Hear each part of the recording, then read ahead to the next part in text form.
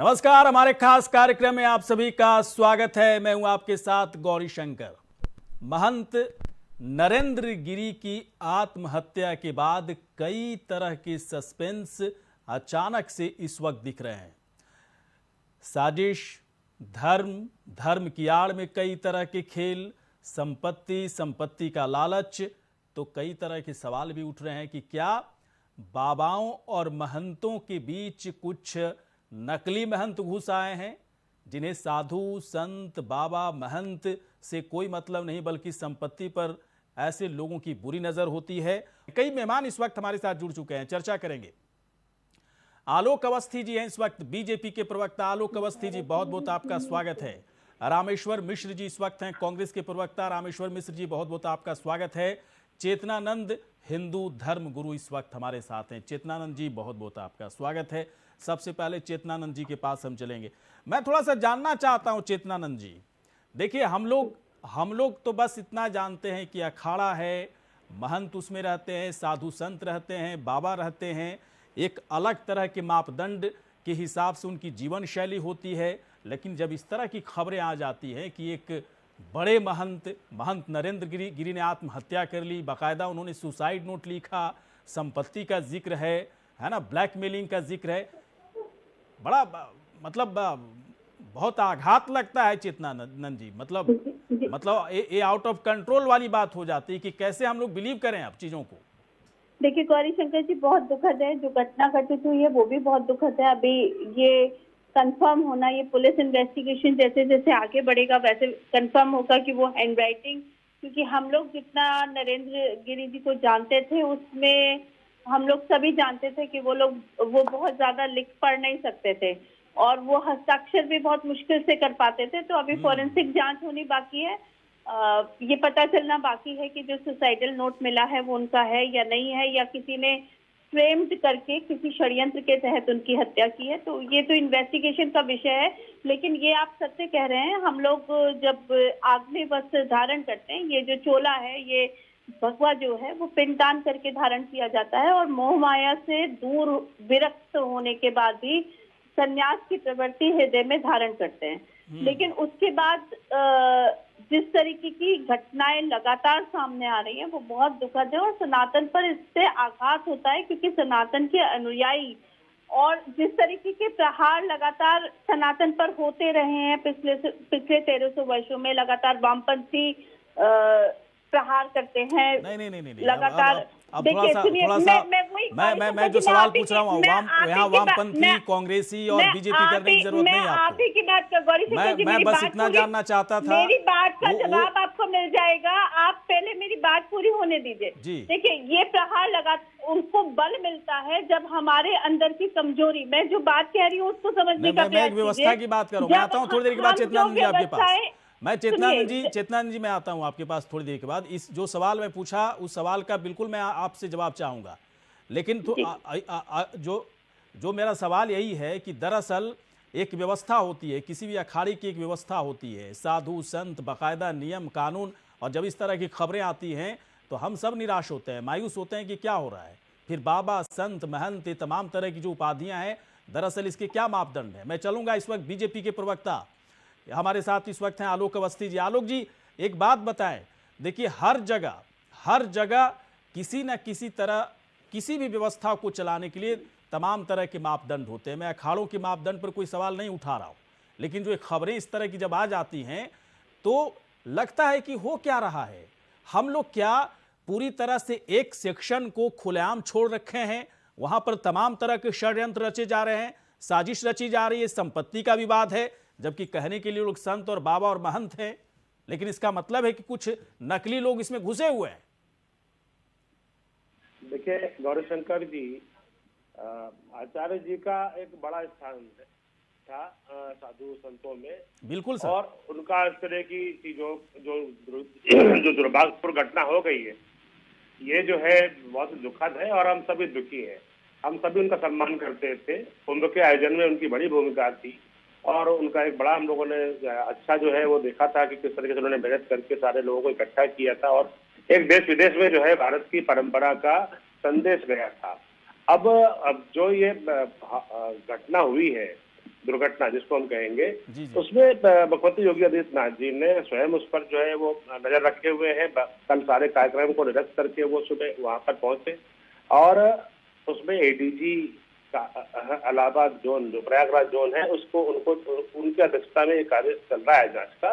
मुझे लगता है कि हमें पोस्टमार्टम होने का इंतजार करना चाहिए। पुलिस के पास कई सारे सबूत है, पुलिस हर तरीके के पहलुओं पर जांच कर रही है, कई लोगों को हिरासत में भी लिया है, पूछताछ बराबर चल रही है। मुझे लगता है कि अभी कोई टिप्पणी करना बहुत जल्दबाजी होगी, लेकिन आपको मैं ये विश्वास जरूर दिला सकता हूँ आपके व्यूअर्स को कि योगी आदित्यनाथ जी की सरकार ने किसी भी अपराधी को बख्शा नहीं है, चाहे वो किसी भी दल का रहा हो या कैसा भी कितना भी बड़ा अपराधी रहा हो। इसके तमाम उदाहरण आपने और जनता ने देखे हैं। तो मुझे आप विश्वास मानिए कि इसमें भी जो है पर्दाफाश होगा। बिल्कुल, और जो भी इसके कारण होंगे उसको जो है आपके सामने बिल्कुल आलोक जी, देखिए पर्दाफाश तो होना है। पुलिस की एक कार्यशैली भी बहुत ही त्वरित जो कार्यशैली है पुलिस की वो भी दिखी है। हम लोग देख रहे थे ना, मात्र 10 मिनट 15 मिनट के अंदर सारी चीज़ें है ना, जो भी शक के घेरे में थे उसे ले लिया गया। मैं वहाँ पर तो सवाल ही नहीं उठा रहा। मुझे लगता है कि एक व्यवस्था है ना, अखाड़ों की एक व्यवस्था होती है। जब इस तरह की घटना घटती है या दुर्घटना घटती है, जो भी है, बड़े सवाल उठने लगते हैं। अब कह तो रही हैं चेतनानंद जी की ना तो उनको अच्छे से लिखने आता था, ना अच्छे सिग्नेचर कर पाते थे, सुसाइड नोट कहाँ से आ गया। मैं बस इतना जानना चाहता हूँ आपसे आलोक जी कि क्या ऐसा है कि अखाड़े की जो व्यवस्था है, जो वहाँ के कानून नियम हैं, उस पर किसी तरह का कोई हस्तक्षेप नहीं है सरकार का, पूरी तरह से छोड़ रखा है और इसीलिए इस तरह की घटनाएं कभी कभी बीच में आ जाती हैं। कोई पहली घटना नहीं, इससे पहले भी गौरीशंकर जी, मैं आपको थोड़ा करेक्ट करना चाहता हूँ। गौरीशंकर जी, अखाड़ों की व्यवस्था हमारे धर्म परंपरा, हमारे धर्म ध्वजा के आधार पर चलती है। सरकार उस पर कोई नियंत्रण नहीं करती है। हाँ, अब देश में बाबा साहब अम्बेडकर का कानून है। यदि कोई कानून का भंग करेगा तो सरकार निश्चित रूप से एक्शन लेती है और उसके पहले भी कई बार सरकार ने एक्शन लिए है। चाहे वो किसी भी धर्म के जो है वो रहे हो, संस्था रही हो, लेकिन हम हस्तक्षेप नहीं कर सकते। धार्मिक आयोजनों में हम हस्तक्षेप नहीं कर सकते।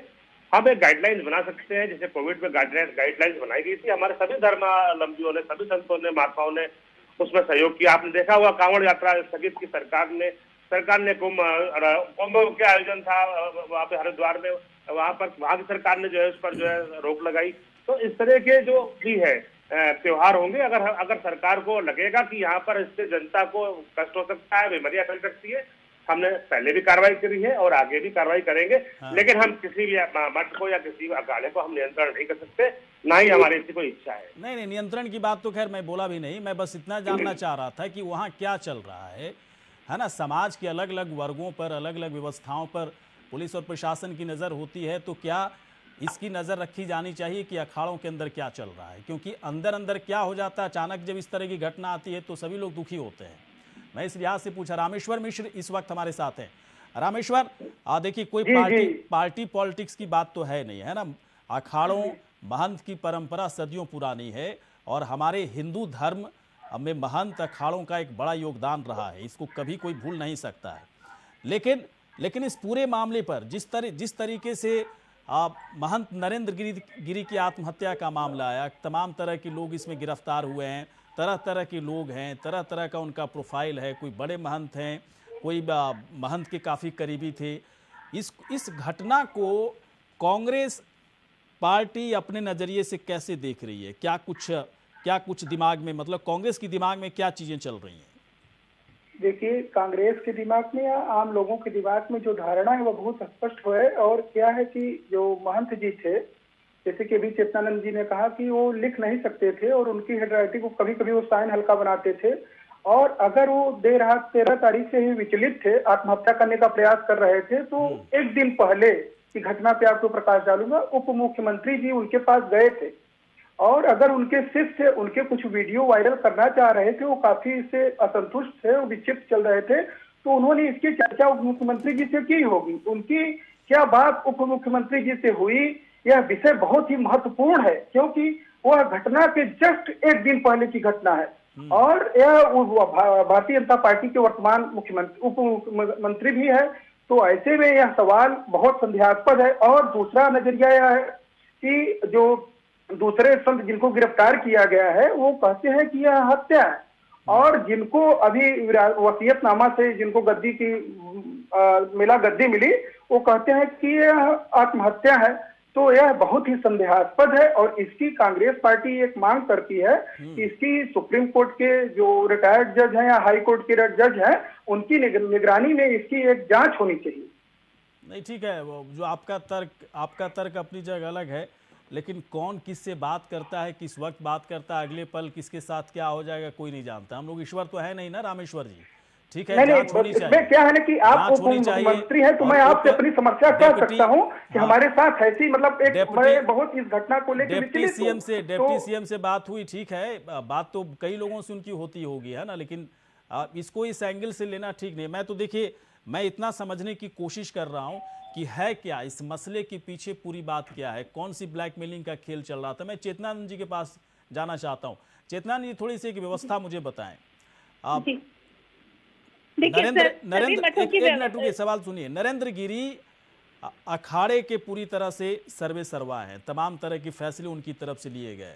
कई ऐसे फैसले जो साधु संतों में नाराजगी का सबब भी बना, खासतौर पर वैसे साधु संतों पर उन्होंने रोक लगाई। उन्होंने कहा भी कि बहुत सारे नकली साधु घुस आए हैं, इनको जेल भेजो जो है ना। कई ऐसे फैसले जो साधु संतों को नाराज किया। मुझे थोड़ा सा ये बताएं कि ये जो अखाड़ों की जो व्यवस्था है उसमें होता क्या है, किस तरह के लोग होते हैं, कैसे उनकी पदोन्नति होती है, कौन कौन लोग कहाँ पर स्थापित होते हैं, कहाँ पर किनको पद स्थापित किया जाता है, क्या है, थोड़ी व्यवस्था बताएं। संपत्ति का क्या कुछ हिसाब किताब रहता है? देखिए, संपत्ति तो देव प्रतिमा के अंतर्गत आती है। कानूनी, अगर आप कानूनी पहलू पर भी बात करेंगे तो हमारी जो देव प्रतिमाएं हैं उनको लीगल पर्सन की आइडेंटिटी दी गई है, और जितनी भी संपत्ति होती है वो मंदिर या मठ की होती है। और उसमें लेकिन होता क्या है कि जब आपका आचरण अच्छा है, किसी गुरु ने आपको दीक्षा दी, उसके बाद लंबे समय तक आपका आचरण देखा, उसके बाद आपकी पदोन्नति कर दी, आपको उत्तराधिकारी घोषित कर दिया, लेकिन उसके बाद की स्थिति जब शिष्य के मन में क्या चल रहा है, इसको परखना बहुत कठिन है। ये तो पिता पुत्र में भी जैसा संबंध होता है, पुत्र नालायक निकल जाए, इसमें पिता की गलती आप कितनी कहेंगे। पिता ने अच्छे संस्कार दिए, पिता ने शिक्षा कराई, लेकिन उसके बाद पुत्र के मन में लोभ आ गया।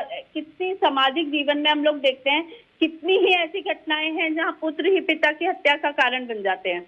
तो ये एक व्यवस्था, मठों की जो व्यवस्था है वो बहुत शुद्ध व्यवस्था है। हमारे सारे 13 अखाड़ों के अध्यक्ष थे, वो सिर्फ अपने बागमपुरी मठ के अध्यक्ष नहीं थे, बागमपुरी मठ के महंत नहीं थे, वो 13 अखाड़ों के अध्यक्ष थे, हमारे सिरमौर थे, हमारे परिवार के मुखिया थे।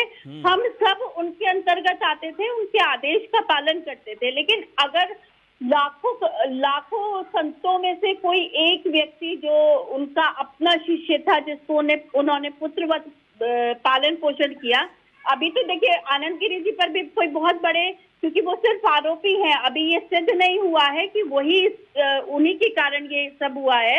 लेकिन जब लोभ और लालच मन में आता है तब इस तरीके की घटनाएं सामने आती हैं। आपको याद होगा जब राम रहीम का मामला सामने आया था तो उन्होंने कुछ संतों को निष्कासित भी किया था। उन्होंने बाकायदा एक सूची जारी की थी, लेकिन वो जो संत थे वो हमारे 13 अखाड़ों की परंपरा से नहीं थे, ना राम रहीम ना आसाराम जी। तो ये व्यवस्थाएं बहुत शुद्ध व्यवस्थाएं हैं, और इसमें सरकार का हस्तक्षेप की जहां तक बात है तो ना तो मस्जिदों पर कोई हस्तक्षेप है, ना चर्चों पर कोई हस्तक्षेप है। लेकिन हमारे साथ दिक्कत ये है कि सनातन क्या लगता है चेतनानंद जी, हस्तक्षेप कई मसलों पर होना मतलब सरकार की तरफ से नहीं होना चाहिए, धर्म की ध्वजा के बाहर हमेशा साधु संत रहे हैं। हस्तक्षेप का मतलब ये नहीं होता है कि किसी चीज को, मुझे योगी जी पर विश्वास है, हस्तक्षेप का मतलब ये नहीं होता कि किसी चीज को नकारात्मक नजरिए से देखें। कभी कभी व्यवस्था में आमूलचूल परिवर्तन करने के लिए, ताकि बहुत अच्छे ढंग से चलाया जाए, हस्तक्षेप जरूरी होते हैं। मैं आता हूँ आलोक अवस्थी जी के पास।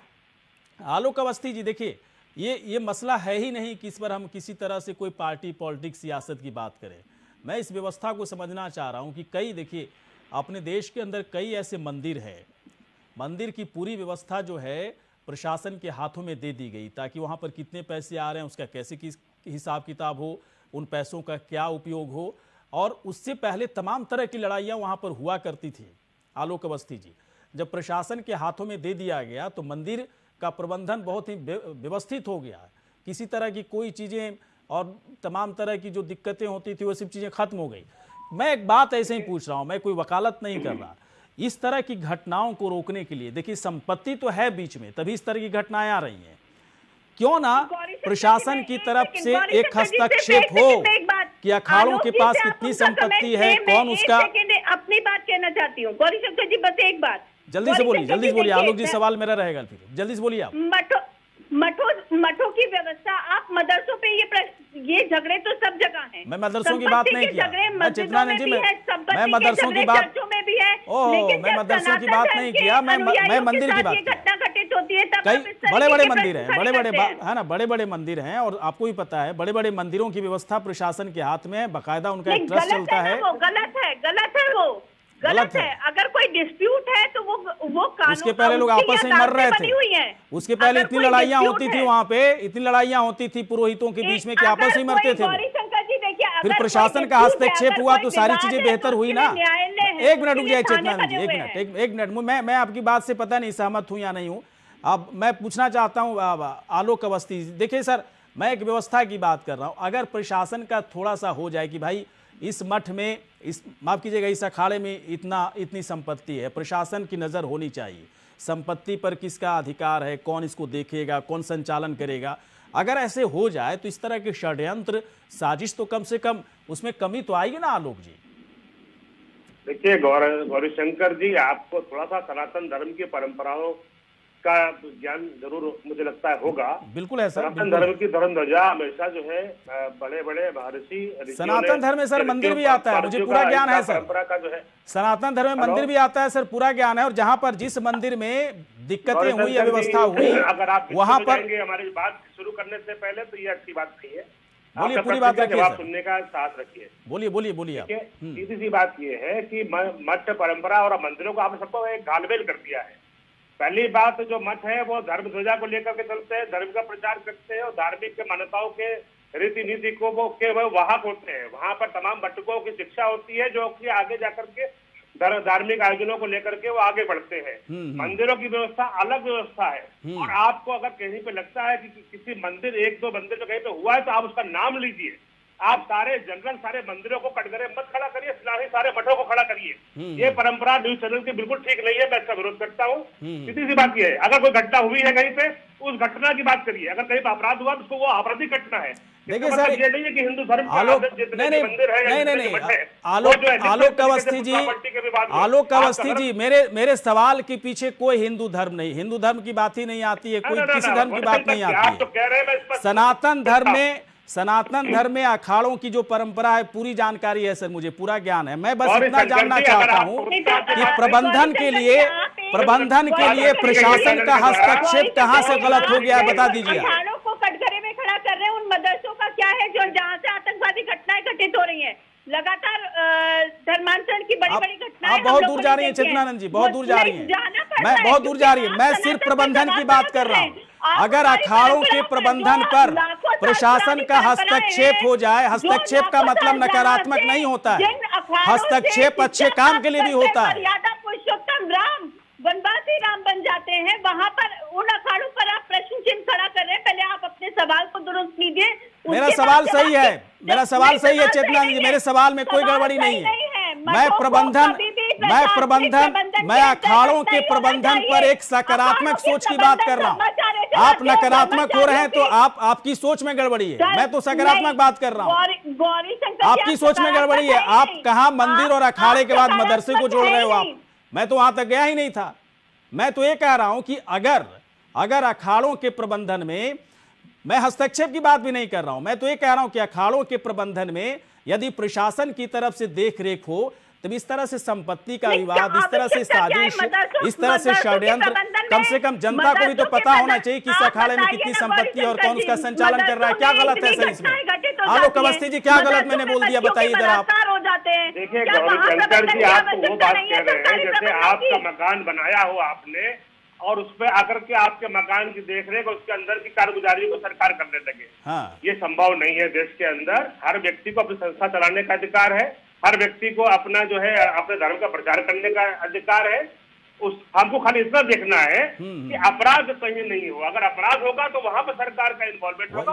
मैं तो यही कह रहा हूं सर, कानून का पालन कराना और हाँ, अपराधियों को दंडित करना। हाँ, सरकार वो काम अभी भी करेगी और बराबर करती आ रही है। लेकिन अपराध नहीं हो, कहना चाह रहे हैं वो संभव नहीं है। अपराध नहीं हो विवाद सर, होता है उसके लिए अदालतें बनी हुई है। अपराध नहीं हो इसके लिए तो कुछ करना पड़ेगा ना। एक सवाल नहीं जाती वहाँ फैसला करने। चलिए मैं इस बात से सहमत हूं, लेकिन अपराध ना हो इसके लिए कुछ तो व्यवस्था बनानी होगी। रामेश्वर मिश्र जी, मैं जो सवाल चेतनानंद जी से पूछा, आलोक जी से पूछा, इस सवाल पर कोई रिएक्शन आपका नहीं चाहिए। मुझे थोड़ा सा ये बताएं, अगर कहीं पर झगड़ा खत्म करना है, इस तरह की साजिश षड्यंत्र ना हो, चाहे वो कुछ भी हो, किसी भी धर्म का हो, कोई पर्टिकुलर धर्म की बात नहीं कर रहा हूं, चाहे मदरसा हो, मंदिर हो, मठ हो, अखाड़ा हो, कुछ भी हो, वहां पर एक व्यवस्था की देख रेख करने के लिए एक होना तो चाहिए ना, एक पैरामीटर तो होना चाहिए ना, कि उस पैरामीटर के हिसाब से हम सारी चीजें संचालित करें। जी बिल्कुल होना चाहिए। और क्या है ना कि जो हमारे धार्मिक संस्थान है उनका राजनीतिकरण नहीं होना चाहिए। और अभी हाल के इतने सालों तक, एक मिनट, फिर इतने सालों तक है ना, सालों साल तक आपकी सरकार रही, अब आप लोग ज्ञान क्यों दे रहे हो? ये सवाल हमने आप देखेंगे ना हमारे समय में सवाल इसलिए पूछे कि आपका ज्ञान जानना चाह रहे थे, व्यवस्था कर देते आप। कुछ मिनट आप हमारी बात सुनेंगे तो आपको हम बिल्कुल आसानी से बहुत सहूलियत साथ बताएंगे। क्या है कि 2018 के बाद से 2021 तक में हम देख रहे हैं 21 महंतों की हत्या उत्तर प्रदेश में हुई है। और इसका धार्मिक, राजनीतिक और आर्थिक तीनों पहलुओं से आप इसको समझिए। 21 लोगों की हत्याएं हुई। आप चुस्त दुरुस्त प्रशासन की बात करते हैं, हमारे उत्तर प्रदेश में 21 महंतों की हत्या हो गई। ऐसा जो आप कह रहे हैं कि पहले आप लोगों ने डिवीजन क्यों नहीं किया, ऐसा राजनीतिकरण नहीं था। पहले इनकी एक स्वतंत्र व्यवस्था थी, हमारे अखाड़ों की। एक उन लोगों का कोई धार्मिक राजनीतिकरण नहीं होता था। वो लोग अपना स्वतंत्र स्वच्छंद रहते थे, उनकी अपनी व्यवस्था थी, उसमें प्रशासन का कोई हस्तक्षेप नहीं रहता था। ठीक है, लेकिन मतलब आजकल जो आर्थिक दृष्टिकोण से जो भी हो रहा है, मैं इसलिए सवाल उठाया था कि जब इस तरह की दुर्घटना घटना होती है तो इसके पीछे जो है एकमात्र बड़ी वजह निकल कर आती है संपत्ति। तो संपत्ति का संचालन करने के लिए सही आदमी को नियुक्त करने के लिए सबसे द बेस्ट ऑप्शन विकल्प क्या हो सकता है? प्रशासन को आगे करो। क्या दिक्कत है इसमें? इससे किस धर्म के मान सम्मान में कमी हो जाएगी? मेरे तो समझ से बाहर की बात है। चलिए, आप तीनों यहां पर आए, बहुत बहुत शुक्रिया, धन्यवाद। इसी के साथ हमारे खास कार्यक्रम में इतना ही। नमस्कार।